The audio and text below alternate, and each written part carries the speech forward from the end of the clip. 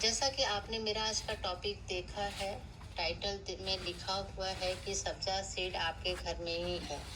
तो हाँ friends, सब्जा seed आपके पास है। कोई कोई ऐसा घर नहीं होगा जिसमें सब्जा सीड नहीं होता होगा, क्योंकि सब घर में तुलसी होता है और तुलसी के पौधे का जो बीज होता है उसे ही सब्जा सीड कहते हैं।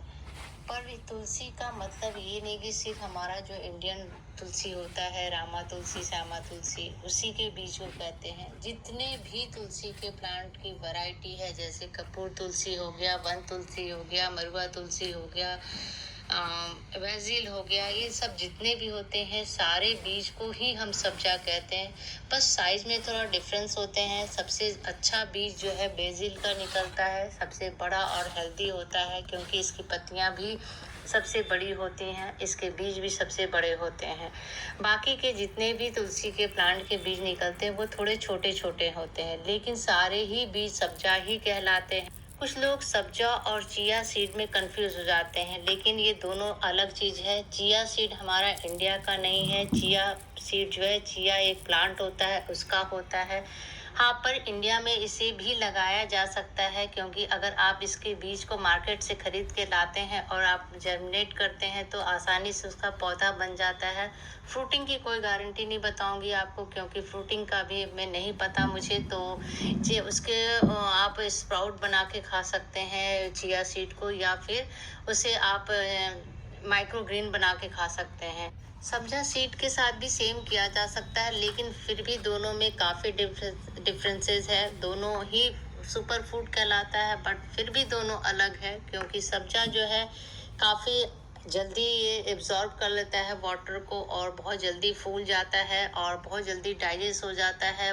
चिया सीड को सिर्फ चिया सीड के नाम से ही जाना जाता है, बट सब्जा को बहुत सारे नाम से जाना जाता है। हमारे हर जगह पर अलग अलग नाम से इसको जाना जाता है।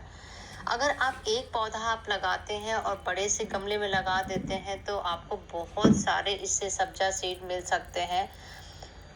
बहुत बड़े हो जाते हैं, बहुत सारे बीज इसमें तैयार होते हैं। जितना आप चाहे हर सीजन में इससे ले सकते हैं। एक बार लगा लेंगे तो आपको कई बार इससे बीज आप निकाल सकते हैं। देखिए, बारिश का मौसम था और अपने आप ये प्रूफ दे रहा है कि मैं सब्जा सीड हूँ। अपने आप ही जो भी बीज झड़े हैं वो फूल करके बड़े बड़े हो गए हैं। आपको मैं दिखाती हूँ, देखिए, ये देखिए, बिल्कुल ही बड़े बड़े, बिल्कुल सब्जा सीड दिख रहा है कि बिल्कुल सब्जा सीड है। ना कहने वाली बात ही नहीं है, या कंफ्यूजन वाली कोई बात नहीं है कि सब्जा सीड नहीं है, क्योंकि ये बारिश से अपने आप निकल के झड़ करके और बड़ा बड़ा ये फूल गया है और बाकी पत्तियों पर गिर चुका है। तो इसको मैं आपको कलेक्ट करके भी दिखा रही हूँ कि कैसे ये सब्जा सीड दिख रहा है या नहीं। देखिए, बिल्कुल ही सब्जा सीड की तरह ही है। तो इसको अगर हम तोड़ करके सुखा करके भी हम अगर कलेक्ट करके रखते हैं, सब्जा सीड यूज करते हैं, तो बहुत ही फायदेमंद होता है।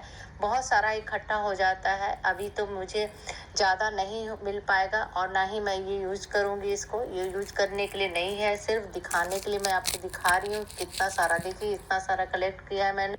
अब मैं इसके सूखे हुए बीजों को इकट्ठा कर रही हूँ। देखिए, काफी ज्यादा इकट्ठा हो जाएगा, जबकि अभी पूरी तरह से सारे बीज नहीं सूखे हुए हैं। कुछ ही मैं इसमें से निकाल पाऊंगी, तो भी काफी मात्रा में निकल जाएगा।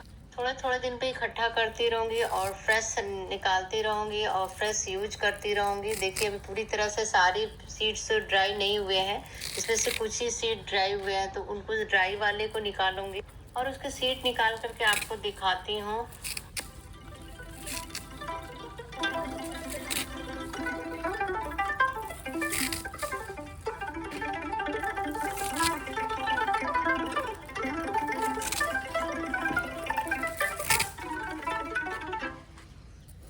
सारे बीजों को तोड़ने के बाद इसे आप थोड़ा धूप लगा दें, ताकि वो जो सॉफ्ट सीड्स होते हैं वो सारे जो है थोड़े हल्के हो जाएं, ड्राई हो जाएं अच्छे से, क्योंकि पौधे में लगे रहते हैं तो वो वाटरिंग करने से या बारिश होने से वो थोड़े से सॉफ्ट हो जाते हैं। तो उसको आप धूप लगा देंगे तो अच्छा सा ये हल्का सा हो जाएगा, काफ़ी ड्राई हो जाएगा। उसके बाद इसको हाथों से काफ़ी अच्छे से मसल देना है। मसलने के बाद इसे छान देना है। छानने के बाद सीड से निकल जाएंगे इसमें से। उसके बाद आप उसे भिगो करके खाने में इस्तेमाल कर सकते हैं।